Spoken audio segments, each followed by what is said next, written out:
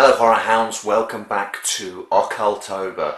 Or this month we're going to be looking at films dedicated to the occult, Satanism and devil worship.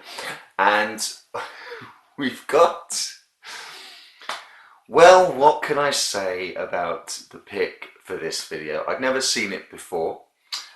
It's 1978's Satan's Blood, a Spanish horror film that's, look, when the opening gambit on the back of your Blu-ray case is to say that this is a superior Eurosleaze horror, exclamation mark, that pretty much tells you everything you need to know about Satan's Blood, aka, excuse me, Escalofrio, which means shiver or chill, producing goosebumps. I think that must have been the original Spanish title. Slightly too subtle for market, so renamed Satan's Blood.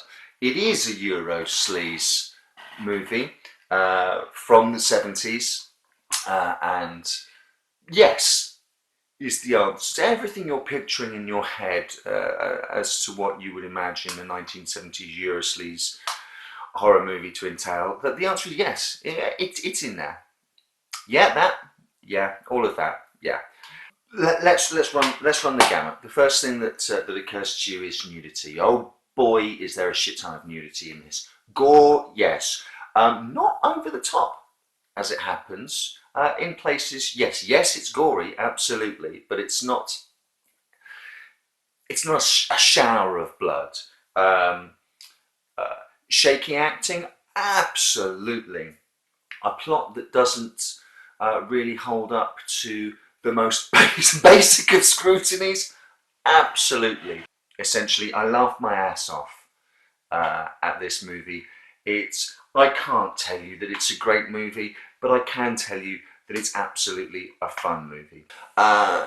Any of the serious reviews of this, or quasi-serious reviews of this that I've read online, that I've tried to put this film into some kind of context, have all mentioned that it is part of the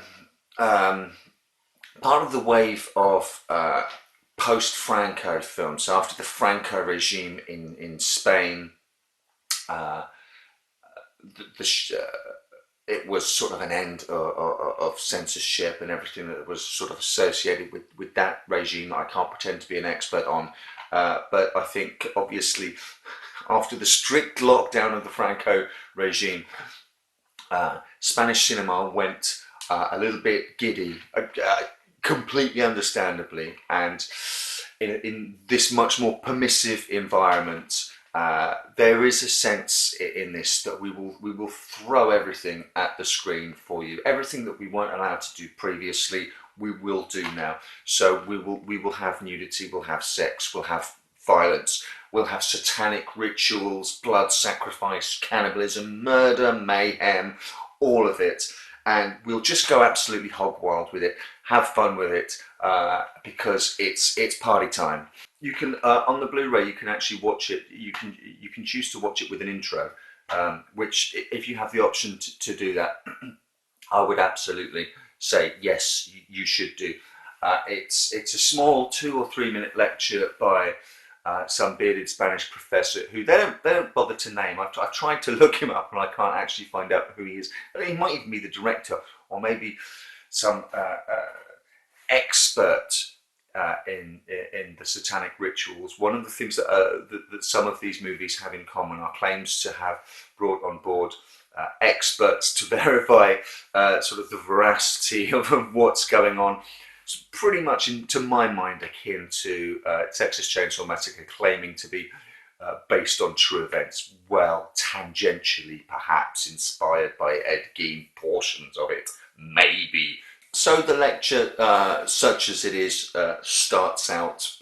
The guy lays out his stall by giving very scientific examples of opposites that exist in the physical world, matter and antimatter. He lays out a couple of sort of scientific ones. I paused it straight away and turned to my girlfriend and said, Like the logic on this is going to get very woolly very, very quickly, and we press play, and lo and behold, he jumps pretty much, and with one bound, he was free from matter and antimatter to, well, saying, well, that pretty much proves the existence of good and evil, and then goes on to sort of uh, cheerlead for Satanism, and that's fine. And let's just dive then straight into the film. I like to think of this intro as part of the film. Why not? Because the intro of the film is also completely unconnected to the rest of the film.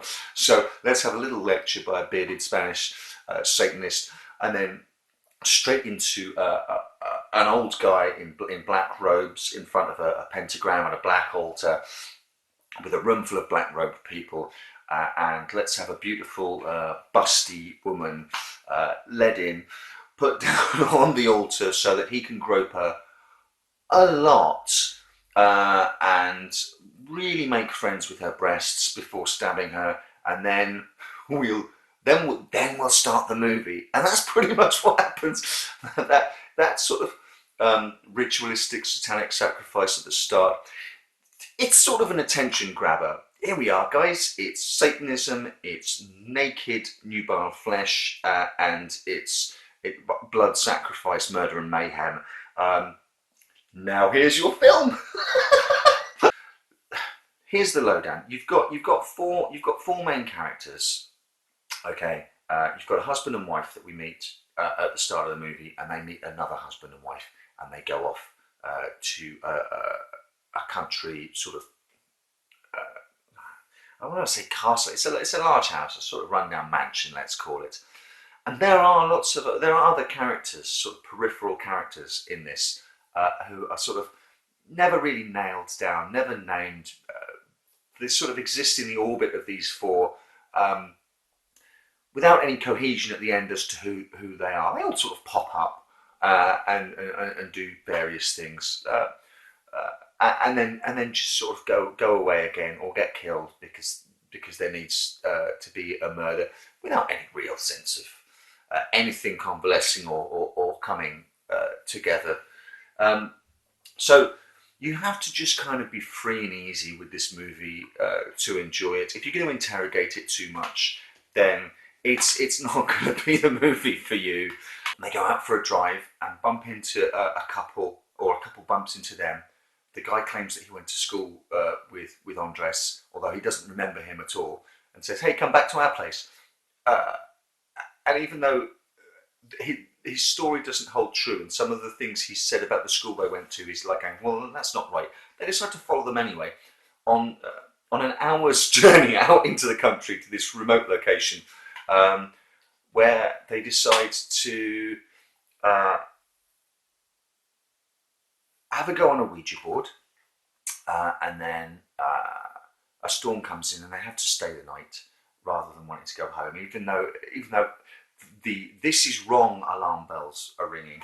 I promise you, I won't tell you the whole plot. I mean, it doesn't really matter anyway. You have to trust me on this.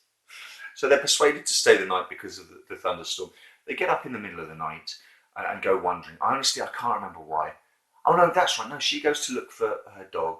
She gets attacked and almost raped. Comes back to her husband, and they go looking for this guy, who's instantly forgotten when they bump into the couple, naked on a pentagram rug, in front of a log fire, doing some sort of ceremony. It's hilarious. It's absolutely hilarious.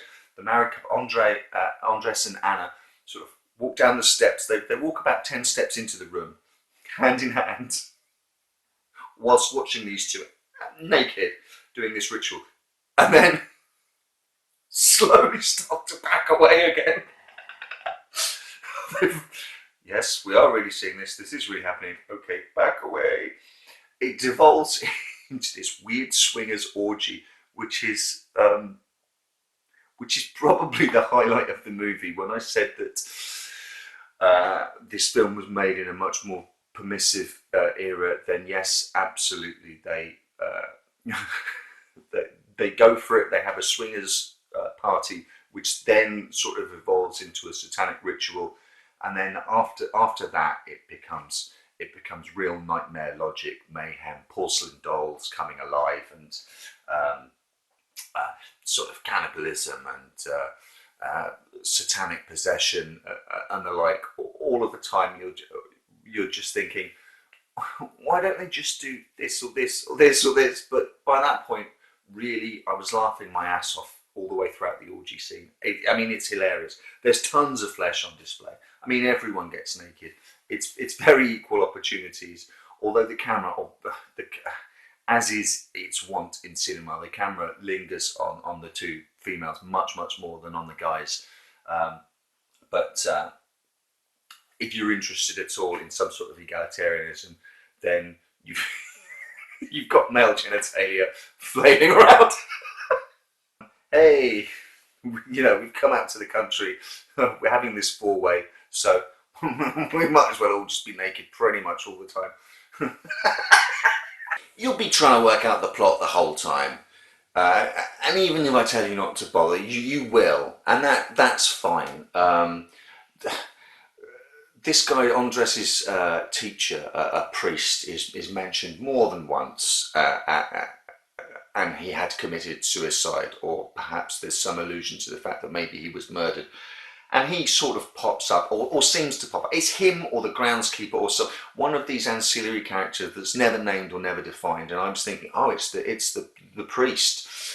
He's the satanic force that's locking these people into this sort of fate spiral. But it might be that. But there's a nice ending to it. But logic sort of really goes by the wayside very early on, and even by the end of it, you're not really left sure about what is actually going on. You've got enough there to make up your own mind about it. I think it might be sort of God. Do you know what? I haven't got a clue. I'm not even going to attempt it. I haven't got a clue. It's not it's not a classic movie by any stretch of the imagination, but it is a hell of a lot of fun. And there are I'll be honest with you, once you get into this sort of old country mansion, the set decoration and the lighting and some of the way shots that are framed are better than your average, are above average. There's definitely some skill and intent behind it, and some of the shots are eerie and some of the setups are a little eerie and chilly. It's not scary, but there is stuff that will stick with you, even if it's only the sight of all four of them getting greased up in front of a log fire and the hairy bottom of the host. There are other images there that will stick with you, and I just can't condemn it. It's fun, nonsense, satanic, orgiastic, bloody nonsense, and sometimes that's really just all you want.